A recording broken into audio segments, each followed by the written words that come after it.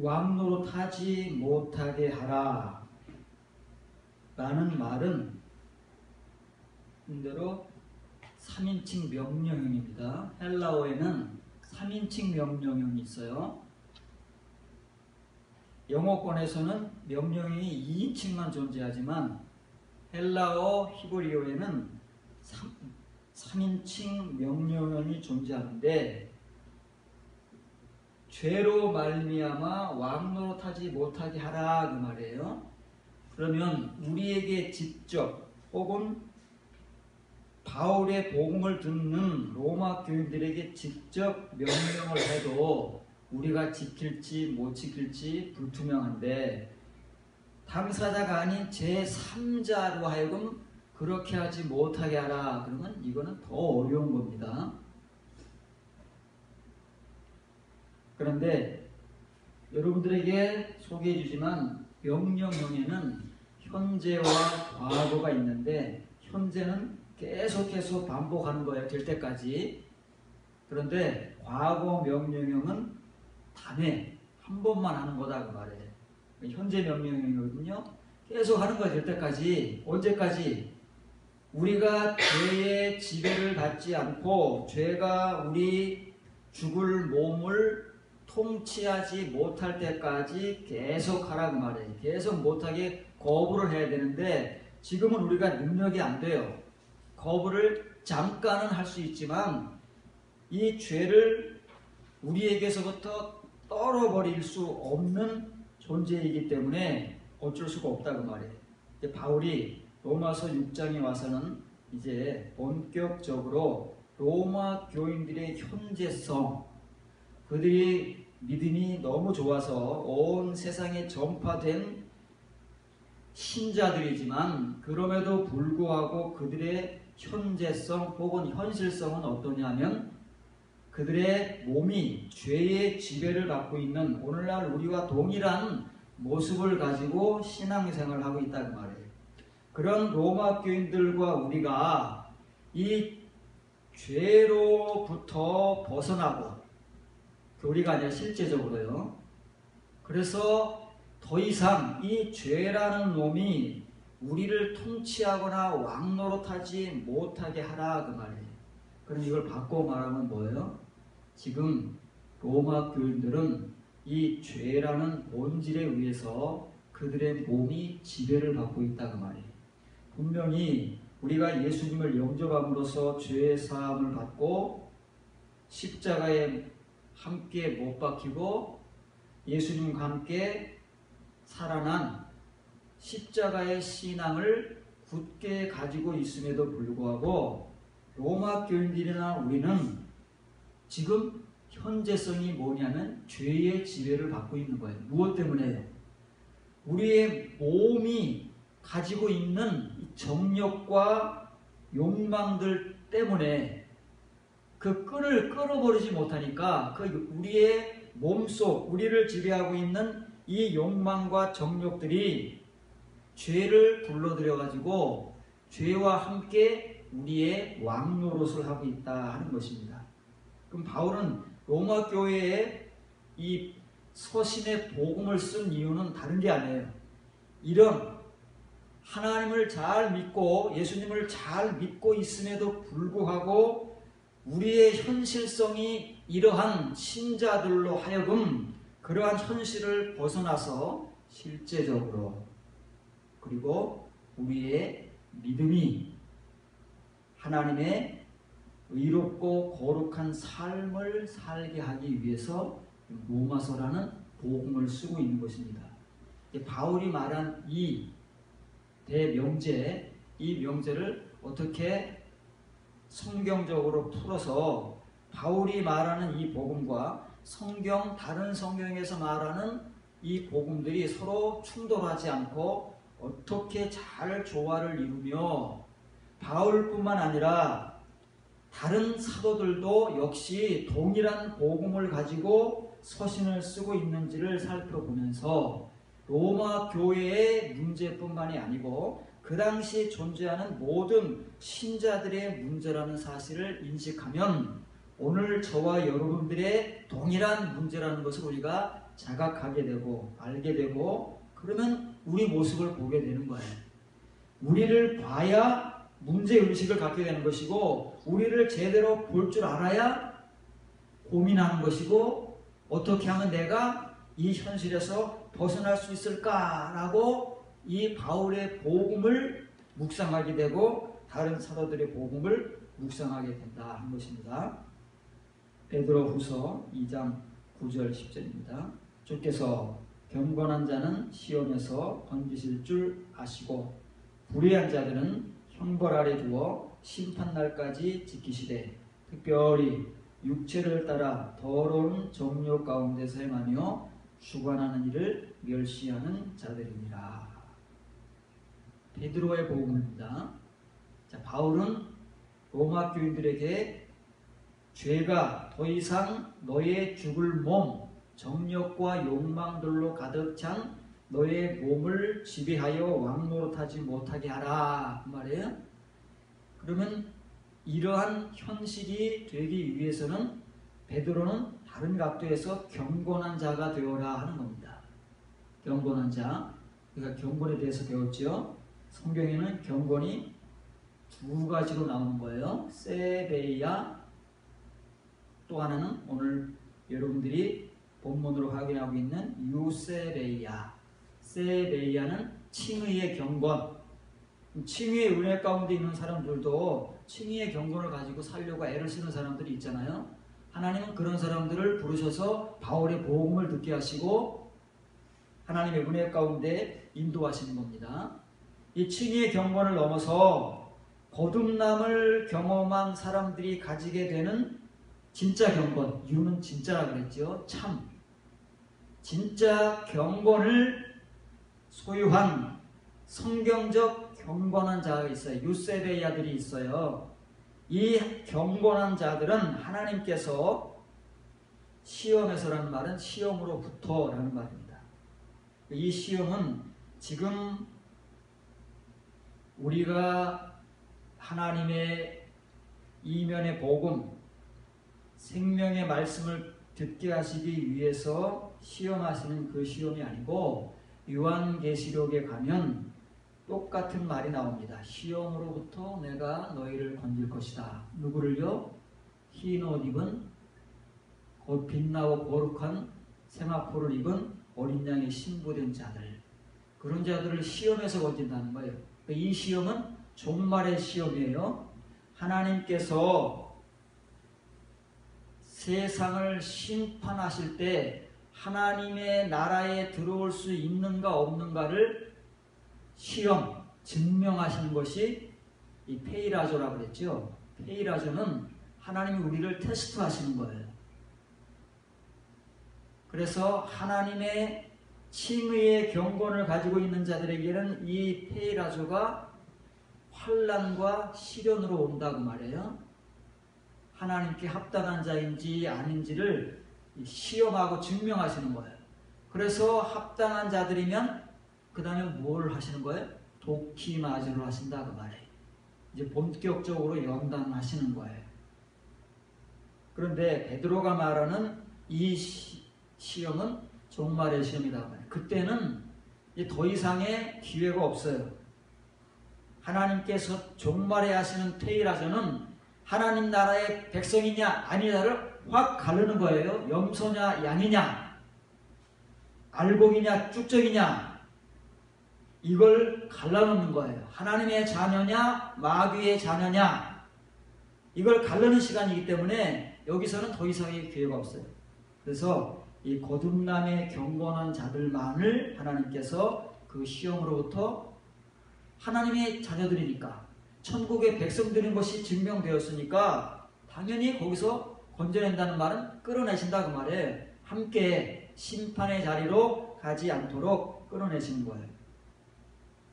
그런데 이 시험에서 건지심, 끌어냄을 당하지 못하고 형벌 아래 거하는 자들이 있잖아요. 그 사람들은 누구라고요? 아디코스, 복수형 아디쿠스, 보시면 불의한 자들이라고 했어요.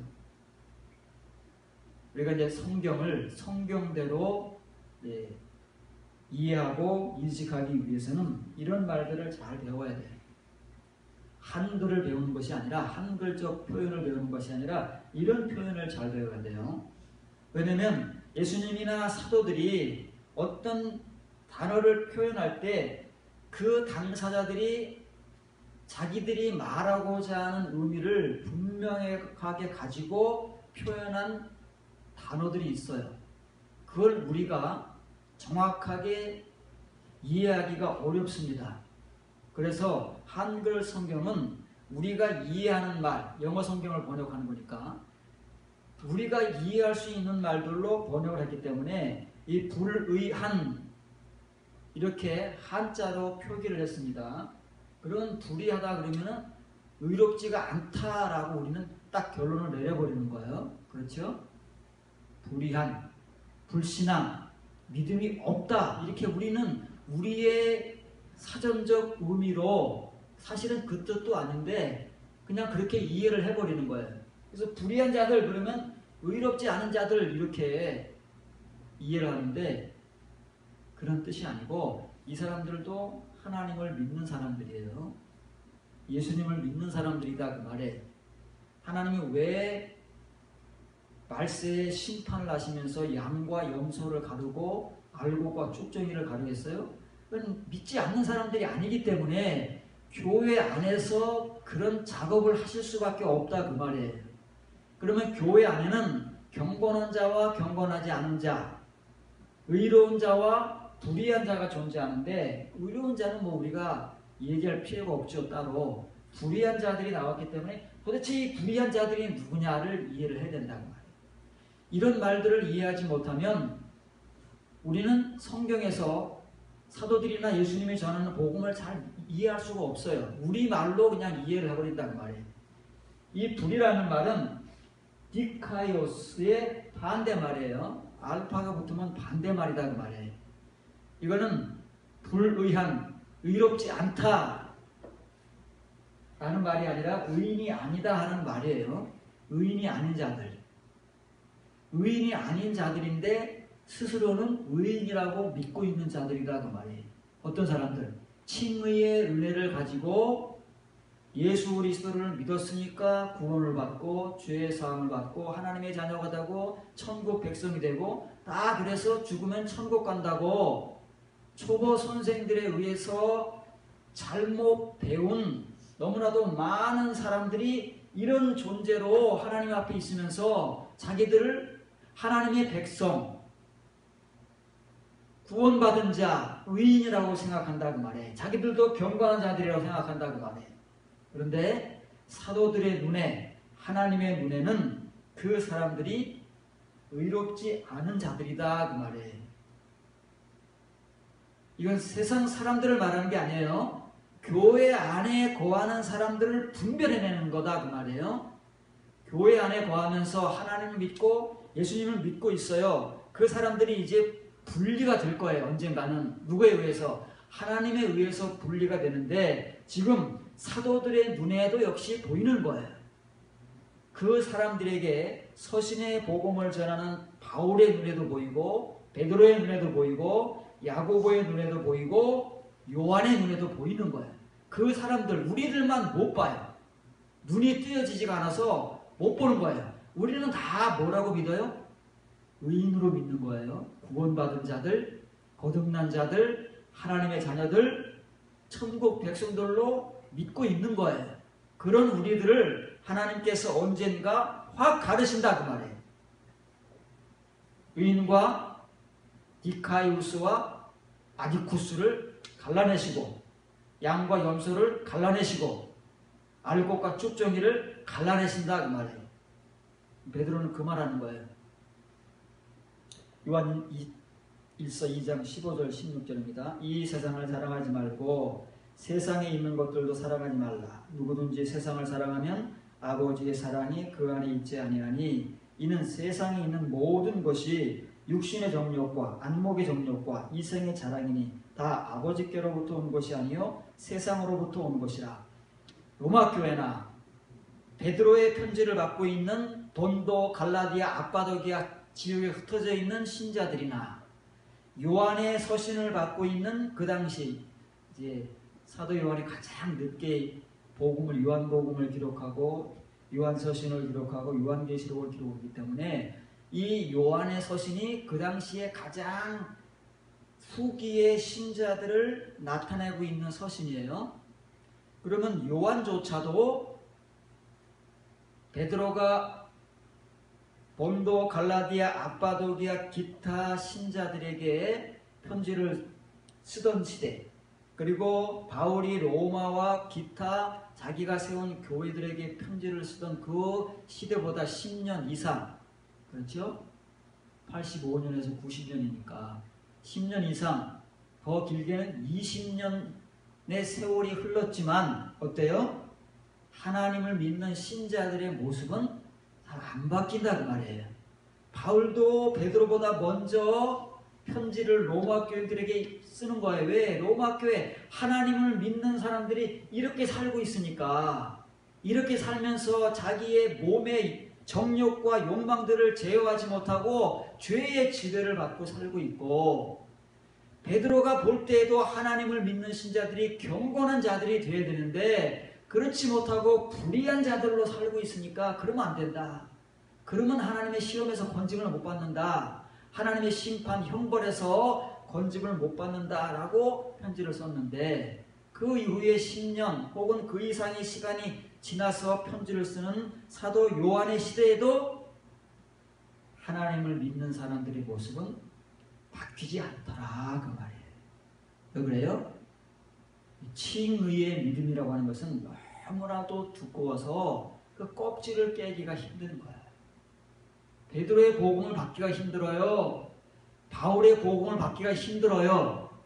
그렇게 세월이 10년, 20년 흘러서 사도 요한이 복음을 전해도 그 복음도 받기가 힘든 것이 우리 칭의의 믿음, 너무나도 견고하게 구원받았다고, 의인이라고, 하나님의 자녀라고 엉뚱하게 배워서 믿고 있는 사람들, 그러나 그런 우리들에게서 드러나는 믿음의 삶, 그리스도인의 삶은 우리의 정욕과 욕망만이 드러나고 불경건, 불의만이 드러나고, 그리고 하나님께로부터 온 것이 아닌 이 세상에 속한 육신의 정욕, 안목의 정욕,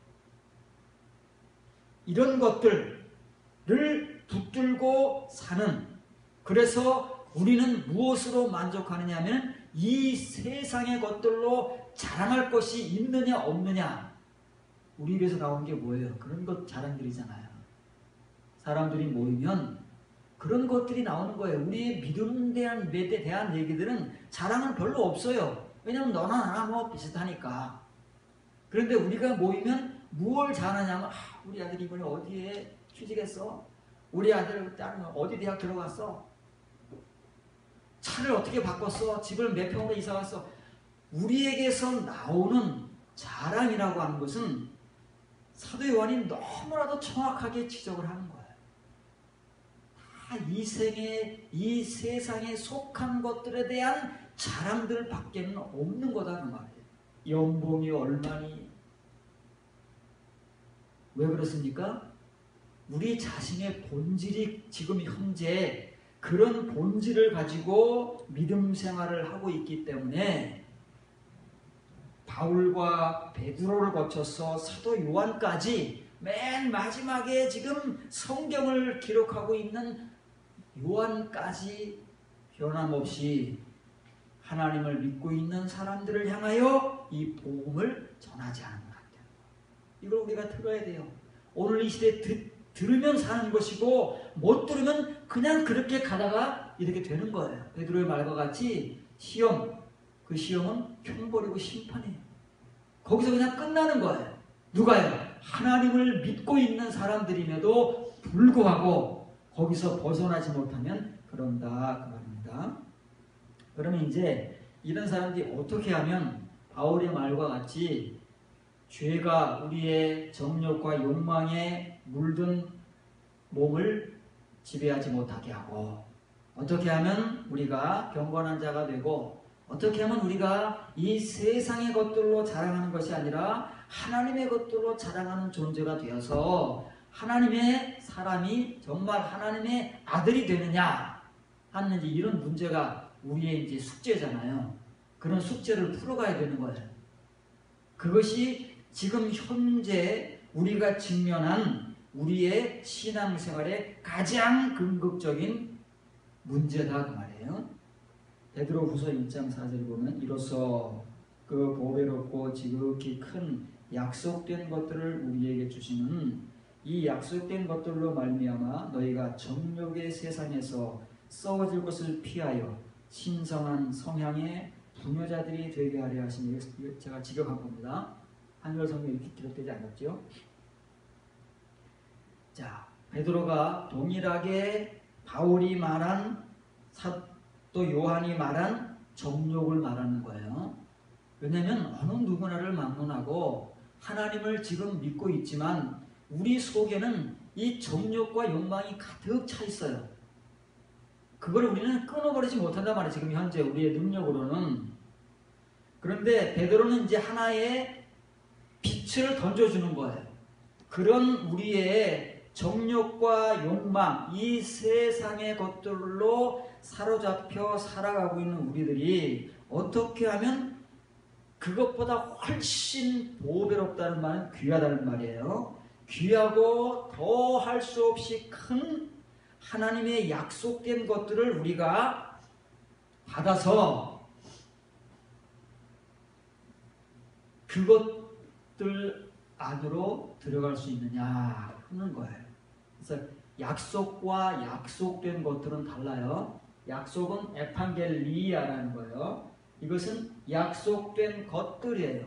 어떤 약속된 것들이냐면 하나님께서 자, 이 안으로 들어와라. 어디로 들어오라고요? 베드로가 말하는 지금 신성한 성향, 하나님의 성향 안으로 들어와라. 그걸 함께 나누어 가져라. 내가 나눠주겠다 그 말이에요. 분여라는 것은 나누어서 준다 그 말이에요. 하나님께서 이렇게 하시겠다는 거예요. 그럼 이렇게 된 사람들이 받아 누릴 수 있는 것이 약속된 것들이에요. 하나님께서 약속하신 것인데 우리에게는 약속된 것이에요. 그런 것들을 하나님께서 누구에게 주셨느냐면 이렇게 하나님의 성향이 있잖아요. 우리는 우리의 성향들이 다 있어요. 우리의 성향대로 뭘 좋아하고 싫어하고 뭘 잘하고 못하고 다 그러는 거예요. 하나님께서도 하나님의 본질, 성향이라는 게 있어요. 근데 우리는 하나님을 믿어도 로마 교회 같이 본도, 갈라디아, 아빠도기아 그 당시 교인들과 같이 사도 요한이 편지를 쓰는 교인들과 같이 이는 우리의 성향을 벗어나지는 못해. 우리의 성향은 뭐예요? 우리의 지금 본질과 본성은 우리의 정욕과 욕망에서 벗어나지는 못한다고 말해요. 여기서 벗어나기 위해서는 하나님의 성향을 우리가 나눠 받아야 돼요. 하나님이 나눠주시지만 우리 입장에서는 나눠 받는 거잖아요. 그게 분여거든요. 분여. 한글 성경에는 참여자들이 되어라 그러네요. 아무나 참여할 수 있는 게 아니에요. 하나님이 나눠주셔야 그래서 그걸 나눠 받을 수 있는 사람들이 거기에 들어갈 수 있는 거예요. 그런데 어떤 사람들에게는 그것이 이미 대도레타이가 됐어요. 앞에 빨간 대는 현재 완료라는 거예요. 칭의의 신앙생활들을 거쳐오면서 이 사도들과 같이 사도들의 동력자들과 같이 이 사도들의 복음을 통해서 하나님의 성향의 부녀자들이 될 수 있도록 하나님께서 그들에게 이 약속된 것들을 은혜로 주신 거예요. 이 도레오라는 말은 은혜로 주시는 거예요. 다 하나님의 은혜죠. 우리가 뭐 노력해서 받는 거 없어요. 칭의도 하나님의 은혜고 거듭남의 은혜도 하나님의 은혜가 아니고서는 우리가 받을 수 없는 거예요. 하나님이 우리를 인도하셔서 그 속에서 이런 사람들로 나오게 하시지 않으면 이 은혜는, 이 선물들은 우리에게 존재할 수가 없다는 말이에요. 자, 그러면 이 베드로가 하나의 빛을 툭 던져준 거예요. 그런데 이 빛을 우리가 제대로 볼 수 있는 사람들이 되지 않기 때문에 먼저 지금 우리의 현실, 바울과 베드로와 사도 요한이 이렇게 추상적으로 말한 거잖아요. 몸의 정욕과 욕망, 이 육신의 정욕과 안목의 정욕과 이성의 자랑, 이거 뭔지 잘 모르잖아요 도대체. 붕 떠있는 말이지 저게 정말 내가 저런가를 잘 이해하지 못한다고 말이에요. 그래서 예수님께서는 그것을 우리에게 비유로 들어주셨는데 이 비유가 너무 우리에게 정확한 거예요. 왜? 예수님의 비유니까. 우리의 본성, 본질을 가장 잘 아시는 하나님이 비유, 감추어진 말씀으로 던져주셨어요. 이 비유의 말씀을 들여다볼 줄 아는 사람, 이면의 말씀으로 볼 줄 아는 사람들만이 비유의 말씀을 이해하고 깨닫는 거예요. 여러분들이 한번 들어보세요. 마가복음 4장 18절 19절입니다. 또 어떤 이는 가시덤불 속으로 뿌려진 자니 이들은 말씀을 듣는 자들인데 이 세상의 염려와 재물의 유혹과 기타 욕심이 들어와 말씀을 완전히 질식시켜 결실하지 못하게 되는 자들이라. 또 직역입니다. 둘째 날의 비유죠. 둘째 날의 신자들이다 그 말이에요.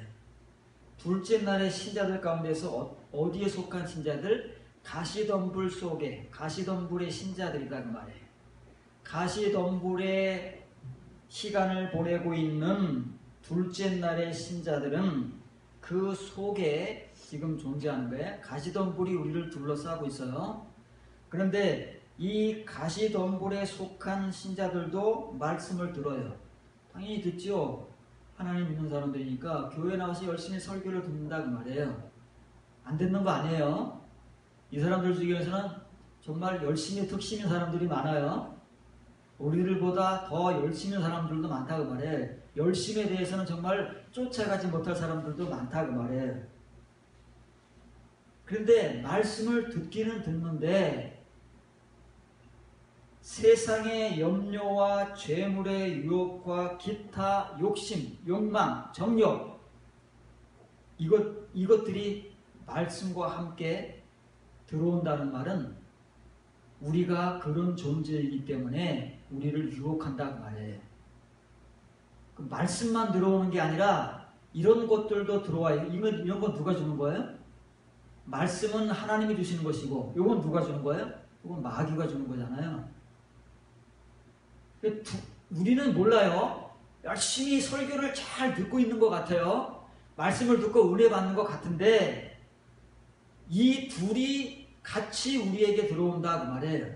말씀을 듣는 자들에게 들어와서 그럼 말씀을 들어서 은혜를 받는다고 아멘 합니다. 그리고 은혜 받았다고 해요. 그런데 그 말씀은 그 사람이 아멘하고 은혜를 받았다고 느끼는 그 순간 이후로 짧은 시간 안에 어떻게 된다고요? 질식당에 사라지는 거예요. 참 묘하지요? 하나님의 말씀이 그런데요. 하나님의 말씀이 너무 무능력해요. 아니 하나님의 말씀이 이렇게 무능력한가? 이런 세상의 염려와 재물의 유혹과 기타 욕심, 정욕, 욕망들이 하나님의 말씀을 질식시킨 만큼 하나님의 말씀이 이렇게 무능력하다면 도대체 하나님의 말씀이 능력이라는 말은 또 무슨 소리냐? 이 사람들에게만 무능력하다는 거예요.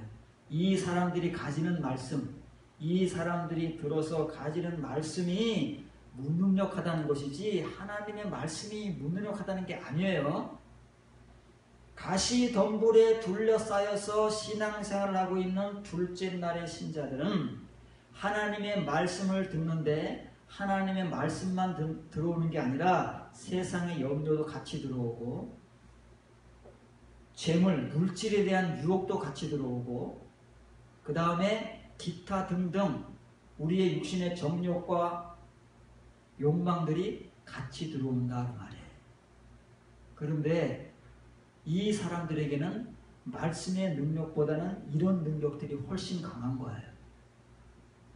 그래서 내가 말씀을 들으면서 아멘, 은혜 받았다고 생각하는 그 짧은 순간이 지나가면 이런 것들이 말씀을 완전히 질식시킨다 그 말이에요.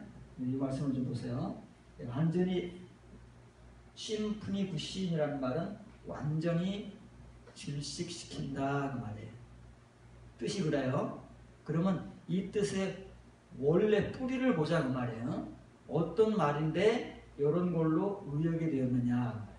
이 쉬인이라는 동사 전치사와 푸니고라는 동사가 합성해서 된 거예요. 쉬인은 함께죠. 푸니고는 질식시키는 거예요. 뭐가 들어온다고요? 이생의 염려가 들어와요.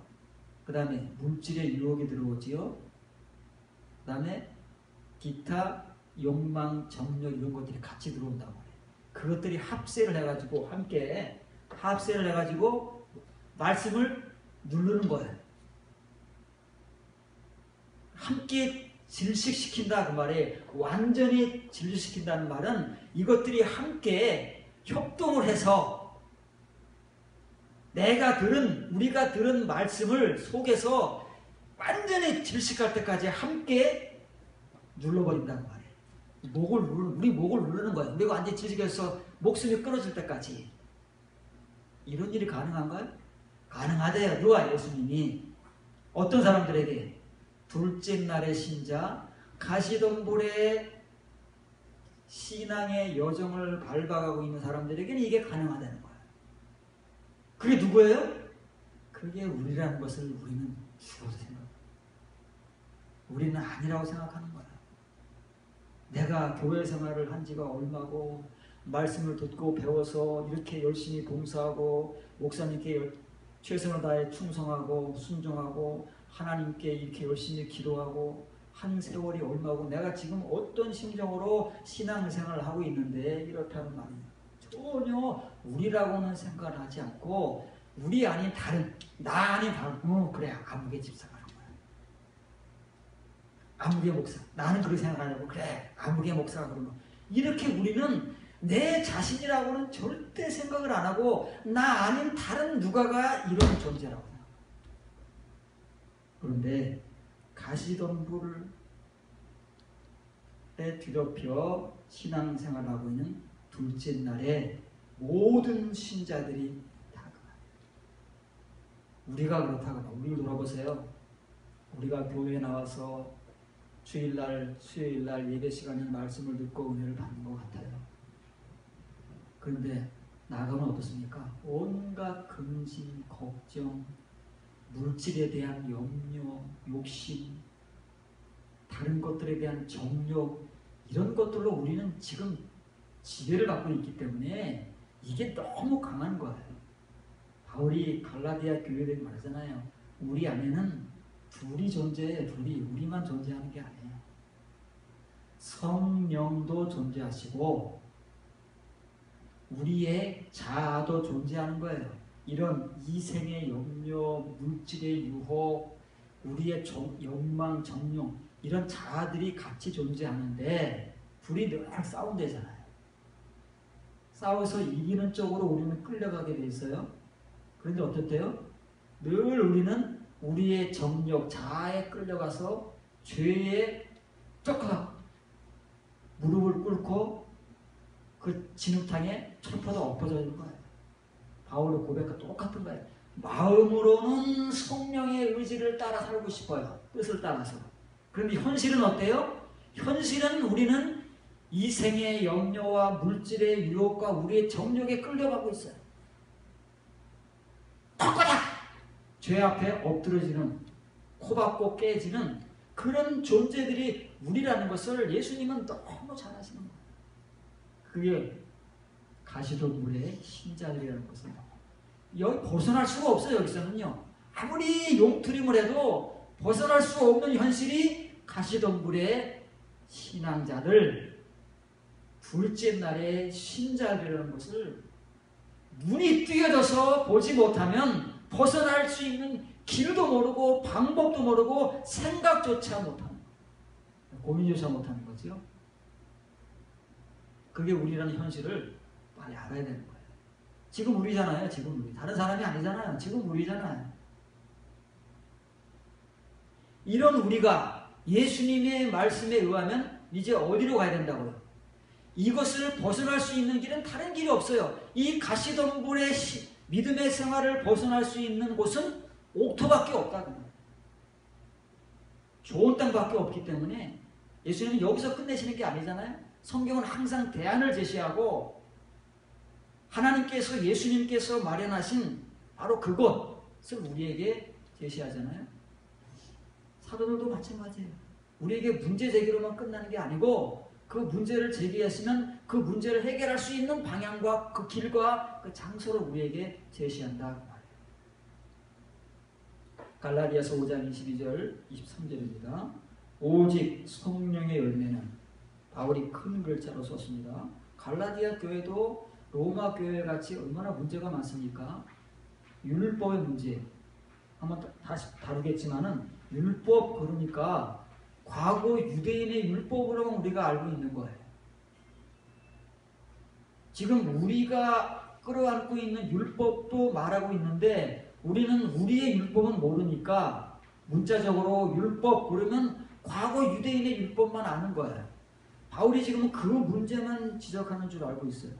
그런데 바울은 우리가 끌어안고 있는 그 칭의의 율법도 같이 다루고 있는 거예요. 그래서 성령의 그 열매가 있어요. 우리가 알지 못하는. 우리도 성령의 열매를 말하잖아요. 성경에 기록되어 있으니까. 그런데 성령의 열매를 말하지만 이걸 어떻게 맺는지는 몰라요.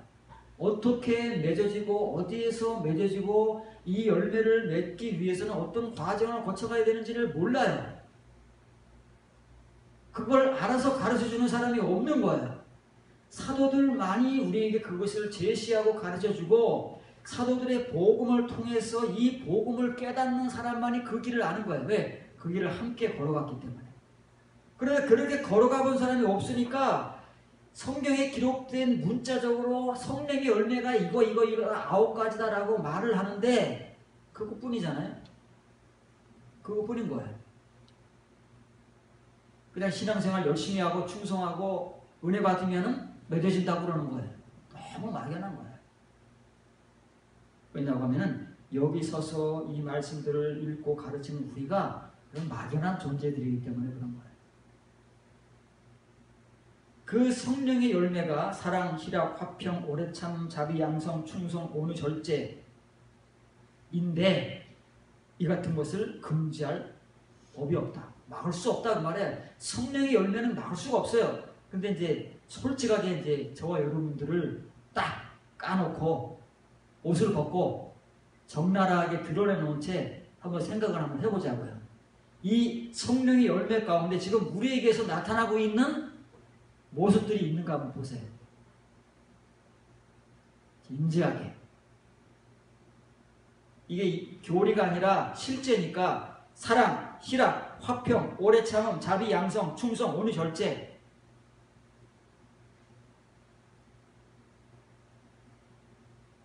이거는 막을 법이 없다 그러니까 이게 다 나타나야 되잖아요. 가끔 한두 개가 아니고 이게 우리의 삶이 되고 일상이 되어야 된다 그 말이에요. 그게 성령의 열매고 이것은 어느 누구도 막을 수가 없어요. 성령께서 이런 열매를 맺게 해주시는 때가 되면 누구도 막을 수가 없는 거예요. 바울은 지금 그 말하고 있는 겁니다. 그런데 이런 성령의 열매를 맺기 시작할 수 있는 사람들이 어떤 존재냐를 바울이 말하고 있는 거예요. 바울은 이것만 말하지 않아요. 그리스도 예수의 사람들, 성령의 이 열매를 맺는 사람들이 그리스도 예수의 사람들이에요. 예수님을 그냥 믿고 있는 사람들이 아니고 이 성령의 열매를 맺는 사람들이 그리스도 예수의 사람들이다 그 말이에요. 육체와 함께 그 정욕들과 탐심들, 욕망들을 십자가에 못 박았느니라. 자, 우리 역시도 예수님과 함께 십자가에 못 박았다고 가르치잖아요. 성경에 기록되어 있으니까 문자적으로. 그런데 지금 바울은 어떤 말을 해요? 교리적으로 못 박았다는 게 아니에요. 실제적으로 우리의 정욕과 탐심 로마 교회의 복음으로 6장 12장에서 전하던 그 몸의 정욕과 욕망들, 베드로가 말하는 경건한 자가 되기 위해서 불의한 자들에서 탈피될 수 있는 길, 사도 요한이 이 육신의 정욕과 육신의 안목의 정욕과 이생의 자랑, 이 세상의 것들을 벗어버리기, 그것들을 우리가 지금까지도 끌어안고 살아가는데 그것을 벗어버리기 위해서는 교리적이고 이론적이가 아니라 실제적으로 바로 그것들, 지금 우리가 끌어안고 있는 그 욕망과 정욕, 탐심들, 이생의 것들, 이런 것들을 십자가에 못 박은 자들이라. 누가요? 그리스도 예수의 사람들이 그렇다고. 또 이제 저와 여러분들이 솔직해져야 될 시간이에요. 저와 여러분들은 과연 바울이 말하는 대로 이 성령의 열매를 맺고 있는 사람들이냐? 아니 뭐 맺고 있다고 주장을 한다고 그래요. 그렇게 쳐봐요. 그러면 정말 우리는 우리 안에 존재하는 그 육신의 것들, 그런 것들을 예수님의 십자가에 함께 못 박은 사람들인지, 그래서 지금 우리에게 그런 것들이 없는지 솔직해지면 다 나오잖아요. 우리가 그런 사람들이 아니라는 거. 아직까지 우리는 그런 것들을 끈끈하게 붙들고 살아가고 있는 존재들이라는 거. 그럼 바꿔 말하면 뭐예요? 그리스도 예수의 사람들이 아직은 아니라는 거예요. 어떤 사람들? 성령의 이런 열매를 맺을 수 있는 사람들이 아니라는 거예요. 한 걸음 더 나가면 성령의 사람들이 아니라는 거예요. 그런데 우리는 성령을 선물로 받았으니 성령이 우리 안에 거하고 성령의 사람들이고 예수 그리스도의 양들이고 하나님의 자녀들이고 뭐 온갖 성경의 좋은 말들은 다 하잖아요. 사실은 아닌데, 사실 실제를 보지 못하니까 맨 초보 선생된 우리들이 교리와 이론만을 가지고 가르친 그 지식을 가지고 우리가 그런 존재인들로 착각하고 있다 그 말이에요. 그러다 어떻게 된다고요? 다 시험에 빠져서 하나님의 형벌과 심판에서 호적거리다 못 빠져나와. 그날 가서 난리가 나는 거예요. 주야 주야 하고 난리가 나는 거예요. 우리 초보 선생들은 교인들을 그렇게밖에는 못 만든다 그 말이에요. 이 사도들의 복음, 예수님의 복음을 그 속의 말씀으로 통찰하고 하나님께로부터 그 말씀을 볼 수 있도록 연단받고 인도받은 그런 이 사도와 동력자들의 복음을 듣고 깨달은 자들만이 우리로 하여금 그 실제를 보게 하고 우리의 실제를 예수님과 같이 보게 한 다음에 내가 가시덤불의 존재구나 라고 하는 것을 보게 하고 그럼 나는 어떻게 할까? 할 때 예수님께서 일로 와라 하고 좋은 땅을 가르쳐 주시듯 이 사도들도 우리에게 그 고민 속에서 우리가 나아갈 길을 이렇게 보여주고 있다. 이 복음을 이론적인 교리적인 것이 아니라 실제적으로 따라가면 그런 사람들이 될 수 있도록 하나님이 장치를 마련해 놓으셨기 때문에 그렇게 될 수가 있는 거예요. 자, 한 걸음 더 나갑니다. 그렇다면 또 이것도 어떤 사람들에게는 이론이 될 수 있어요. 그럼 당연하지. 예수님과 함께 십자가에 못 박았다는 것은 우리의 정욕과 탐심들이 함께 못 박은 거 아니냐. 이렇게 또 교리적으로 가르치는 거예요. 그래서 베드로가 다시 한번 이 말씀을 확대해서 부연 설명을 하는 거예요. 그리스도께서 이미 육체의 고난을 받으셨으니 이거 모르는 사람 없잖아요. 십자가에 못 박은 거 모르는 사람이 어디 있겠어요? 그래서 우리도 십자가에 못 박겠다고 말하는 우리들인데 너희도 같은 마음으로 갑옷을 삼으라. 여기 이제 마음으로 그러니까는 이제 마음으로만 우리는 다 마음으로만 하잖아요. 이는 육체의 고난을 받은 자는 죄를 그쳤으니 이후로는 다시 사람의 정욕을 따르지 않고 하나님의 뜻을 따라 육체의 남은 때를 살게 하려 함이라. 이게 좀 더 구체적이겠죠? 바울은 정욕과 탐실들을 십자가에 못 박았다고 얘기했는데, 베드로는 예수님이 십자가에 못 박이신 것은 우리도 그것을 본받아야 되는데, 그게 뭐냐 하면은 육체의 고난, 십자가에 죽은 사람들은 뭐라고요? 죄들을 그쳤다 그 말이에요. 죄를 그쳤다가 아니라 죄들을 그쳤대요. 죄 짓는 일을 그쳤다는 거예요. 그렇습니까? 우리가 죄 짓는 일을 그쳤습니까? 지금도 열심히 죄를 짓고 있는데 틈만 나면, 십자가에 죽었다는 것은 이거다 그 말이에요. 바울과 베드로의 말에 의하면. 그래서 그쳤다는 말이 뭐예요? 현재 완료. 예수님 얘기하는 게 아니에요. 예수님을 믿는 사람들을 얘기하는 거예요. 예수님을 믿는 사람들 중에서 예수님이 십자가에 못 박혀 죽으심으로 우리도 함께 예수님과 더불어 십자가에 못 박혀 죽었다고 말하는 사람들이 아니고, 실제 예수님이 십자가에 못 박혀 죽은 것을 알고 깨달아서 그것을 예수님과 사도들로부터 복음으로 들은 사람들은, 그 사람들 중에서는 어떤 사람들은 지금 현재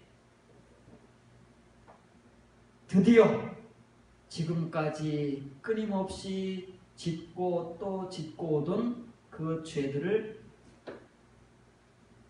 그만, 스탑! 멈췄다 그 말이에요. 그쳤다는 말은, 이 파워라는 말은 멈추는 거, 더 이상 하지 않는 거예요.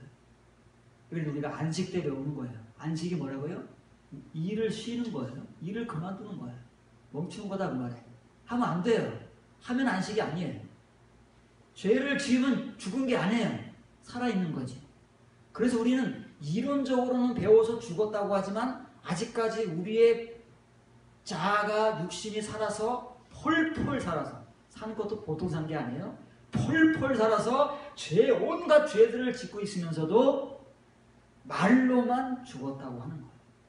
이 베드로는 진짜 죽은 사람들이 있대요. 진짜 실제적으로. 지금 죽어졌대요. 지금 이제 어느 순간서부터 자기를 죽여오다가 정말 예수님과 함께 십자가에 죽은 사람이 있대요. 지금 그 사람들은 지금 현재 지금까지 지어오던 죄들을 스탑, 그만 끊어버려야 돼. 이게 죽는 거예요.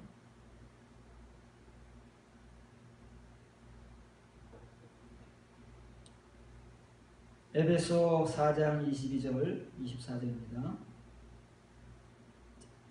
베드로전서를 조금 더 설명하겠습니다. 자, 이렇게 죄들을 끊잖아요.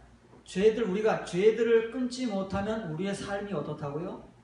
이생의 염려, 물질의 유혹, 기타 등등의 정욕들 때문에 말씀을 들어도 결실을 못하고 말씀이 그것들에 눌려 죽어요.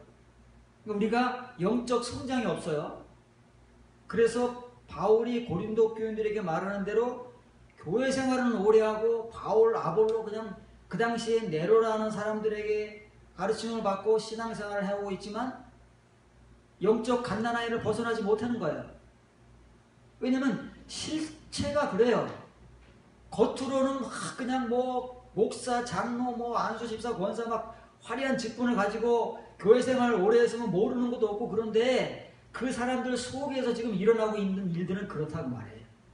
영적 갓난아이가 돼서 말씀도 없어요. 그러니 말씀도 없는 그들에게서 드러나는 실제적 그리스도인들의 삶은 세상 사람들보다 더한 죄들을 짓고 살아가는 그런 아주 그냥 회개망측한 괴물들이 되어버렸다고 말해요. 그러면 그런 사람들이 베드로의 말에 의하면 이렇게 될 수가 있어요. 어떤 사람들은 정말 복음을 제대로 배우고 제대로 깨닫고 그 말씀이 더 이상 질식당하지 않고 오히려 말씀이 세상의 염려와 물질의 유혹과 우리의 정욕들을 팍 차버려서 내쫓아버리면 말씀을 질식시킬 수가 없잖아요. 그럼 말씀만 남잖아요. 그 말씀만 계속 쌓이면 어떻게 했어요? 영적 성장이 이루어지는 거예요. 그런 사람들이 된다고 말해요. 그러면 왜 하나님께서는 이렇게 만드시느냐 그 말이에요. 왜 예수님께서는 부득불 그분이 십자가에 죽으심으로써 우리에게 그 본을 보여주셨느냐 그 말이에요. 그것은 다시 베드로 본문으로 돌아옵니다. 더 이상 지금까지 산 것으로 족하다 그 말이에요. 이 사람들은 다른 사람들은 계속 그렇게 살 거다 그 말이에요. 믿으면서도 그렇게 살 거다 그 말이에요. 그런데 이렇게 된 사람들은 더 이상 이제는 자기의 정욕과 욕망을 따라 살지 않는다.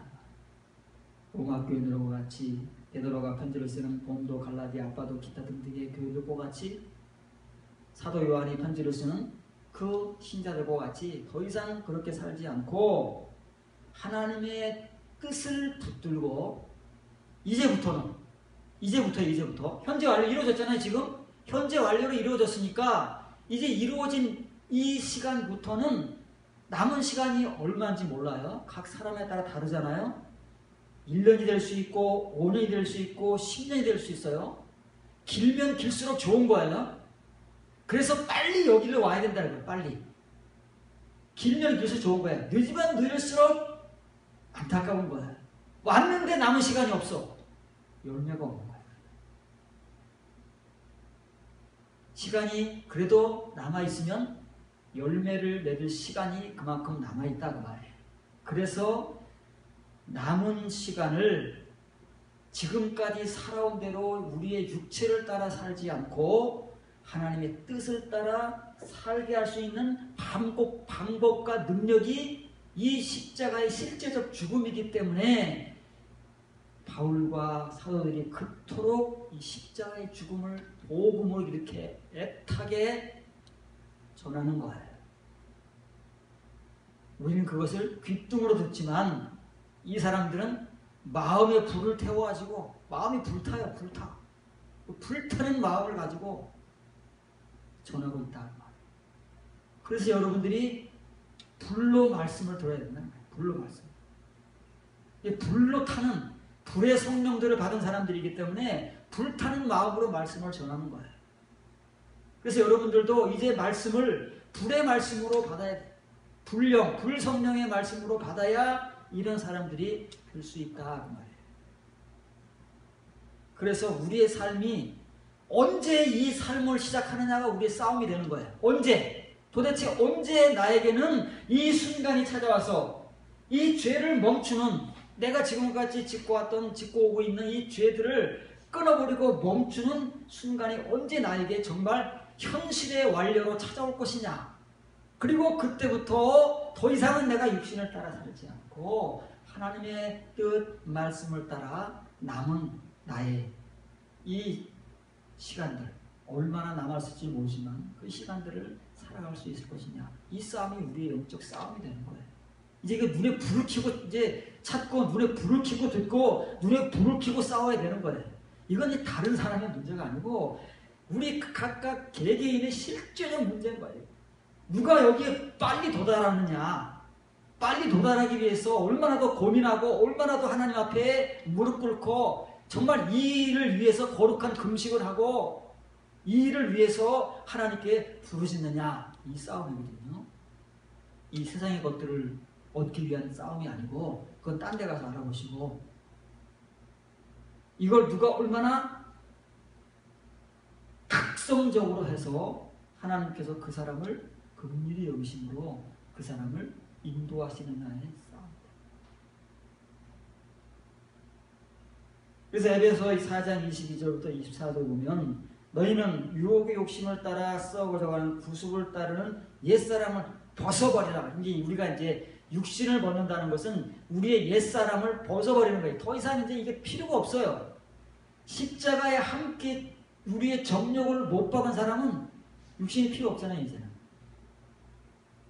그렇지요? 옛사람이 필요 없잖아요. 죽었는데 뭐 필요 있어요? 갖다 버려야지, 이제. 장사해야 되는 거예요. 벗어버린다는 거는 그런 뜻이에요. 이게 장사하는 거예요. 장사 지내는 거지, 더 이상 이게 필요 없어요. 필요 있는 사람들만이 이걸 그냥 끝까지 입고 있는 거지, 이런 사람들은 필요가 없어요. 베드로의 말, 바울의 말이 얼마나 조화가 되고, 얼마나 일관되고, 얼마나 논리적으로 잘 맥락의 흐름을 우리에게 가져다 주는지 이 말씀을 보면 그냥 우리가 그냥 고개가 그냥 끄덕여지잖아요. 글자만 봐도. 오직 너희 심령이 새롭게 되어 하나님을 따라 의와 진리의 거룩함으로 지으심을 받은 새 사람을 입으라. 둘이 갈라지는 거예요. 이제 옛사람은 사라지고 새 사람이 우리에게 존재하는데 언제? 십자가에 못 박혀 실제적으로 우리의 욕망과 탐심들이 죽어질 때, 그때부터 옛사람은 사라지고 새 사람의 삶이 시작되는 것입니다. 이 말을 직역하면 너희 지각의 영으로 말미암아, 심령이 새롭게 되어요. 너희 지각의 영으로 말미암아 다시 새롭게 되는 거예요. 우리는 2번 새롭게 되어야 됩니다. 예수님을 영접하고 믿을 때 한 번 새롭게 되는 것이고, 이렇게 거듭날 때 다시 새롭게 되는 거예요. 여기 써 있잖아요. 아나네우사이. 이건 수동태예요. 수동태. 우리 자신을 새롭게 할 수 없어요. 하나님의 은혜로 인도하심을 받아서 연단을 통해서 새롭게 되는 거예요. 네오라는 말은 새롭게 되는 것이고, 여기서 뭐가 나와요? 노스라는 지각이 나오는 거예요. 뭐가 새롭게 된다? 지각이 새롭게 되는 거예요. 한글 성경에서 마음이라는 것은, 심령이라는 것은 우리 동양적 사람들의 표현이고, 외국 사람들의 표현은 지각이다 그 말이에요. 지각. 이 머리, 마인드다 그 말이에요. 이게 우리의 지각이 다시 새롭게 되어야 된다는 거예요. 그래서 직역하게 되면 너희 지각의 영, 지각의 영이 있죠? 지각의 영이 영으로 말미암아, 지각의 영이 뭐예요? 말씀의 영, 레마의 영으로 말미암아 다시 새롭게 돼야 돼요. 그래야만이 하나님을 따라 의와 진리의 거룩함으로 창조된 새 사람을 입을 수가 있어요. 지각이 새롭게 되지 않으면 이거는 일어날 수가 없어요. 지각이 새롭게 된다는 말은 우리가 말씀을 듣는 것이라고 그랬죠. 이 말씀은 레마의 말씀을 듣는 것인데, 이 레마의 말씀은 지금의 지각으로는 못 듣는다고 말해요.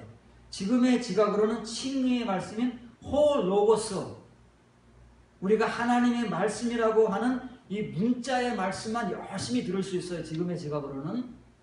그런데 이 하나님의 의와 거룩함으로 창조된 새 사람을 입기 위해서는 우리의 이 지각이 다시 새롭게 돼야 돼요. 뭐래요? 지각의 영, 말씀의 영, 불의 성령으로 다시 새롭게 된 사람만이 수 있는 거예요. 자, 그러면 이제 로마서 6장 12절에서 시작한 바울의 이 문제 제기가 다시 바울에 의해서 해결되는 거잖아요. 이게 복음인 거예요. 이게 성경이에요. 우리는 이런 실제적인 것들이 우리의 삶에 없는 채 지금까지 열심히 교회에서 전하는 초보의 지식, 이런 교리만을 배워서 엉뚱한 믿음을 가지고, 그 믿음이 뭐라고요? 그게 불신앙이란 말이에요. 아까 디카이우스가 의롭지 않은 자들이잖아요. 의롭지 않다는 게 아니에요. 의롭지 않은데 의롭다고 믿는 사람들이라고 말해요. 성경에서 말하는 불신앙은 아피스티스예요. 거기다 알파가 붙는 거예요. 그 믿음이 없다는 게 아니에요. 믿음이 아닌데, 그것은 하나님이 원하시는 믿음이 아닌데 우리만 믿음이라고 믿고 우기면서 가지고 있는 것이 성경에서는 아피스티스라고 하는 거예요. 그 의미를 이해하게 되면 우리가 성경에서 말하는 이제 믿음이라는 것도 이해하게 되는 거예요. 우리가 그 길을 나가는 거예요. 우리가 지금 가지고 있는 아피스티스의 존재에서 에이스 피스티스를 향해서 나아가는 거예요. 에이스 피스티스만이 성경에서 말하는 믿음이기 때문에. 우리가 가지고 있는 믿음이 뭐예요? 에크피스티스, 딸랑 피스티스예요. 그걸 일컬어 성경에서는 아피스티스, 불신앙이라고 하는 거예요. 제자들이 그렇게도 예수님께 욕을 먹었던 그 불신앙, 제자들임에도 불구하고 아직까지는 하나님의 그 에이스의 믿음을 가질 수가 없어서 우리와 같이 에크피스티스, 그 불신앙, 그 믿음만을 가지고 있으니까 예수님께 맨날 이 불신앙자들을 욕을 먹는 거예요. 이 불신앙자들아. 우리는 굉장히 들으면 누가 좋겠어요? 우리 보고 이 불신앙이더라고. 내가 교회 생활한 지가 얼마인데 하고 막 싸우자고 덤빌 거 아니겠어요? 제자들은 예수님이 많으니까 그냥 억지로 참은 거지. 우리 같으면 누가 참겠어요? 제가 여러분들 그러면 막 눈에 힘주고 막 싸우자고 그러지 않겠어요? 이렇게 성경의 흐름, 하나님께서 우리를 인도하신 과정들을 따라 나가는 자만이 이렇게 사도들이 전하는 복음, 예수님이 전하는 복음을 통해서 어떤 문제의식을 가지고 이게 내 문제구나 하는 그런 문제의식을 가지고 고민하고 하나님 앞에 엎드리는 자, 그런 사람들에게만이 하나님이 딱 성광을 비춰주시는 거예요. 그리고 그런 사람들이 하나님의 인도하심을 받을 수 있다는 사실을 기억하면서 여러분들 열심히 이 길을 잘 따라가시기를 바랍니다.